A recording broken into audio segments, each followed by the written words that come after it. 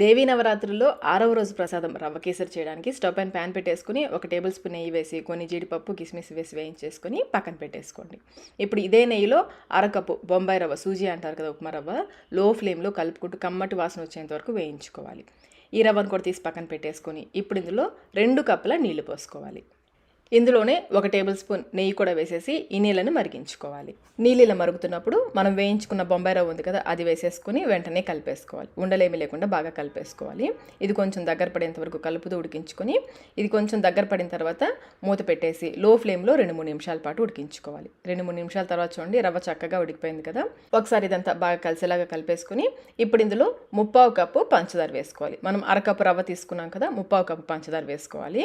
అలాగే 2 టేబుల్ స్పూన్ల నెయ్యి కూడా వేసేసి బాగా కలుపుకోవాలి. ఇలా కలుపుతూ ఉంటే పంచదార వేడి కరిగి ఇది కొంచెం పలచబడుతుంది.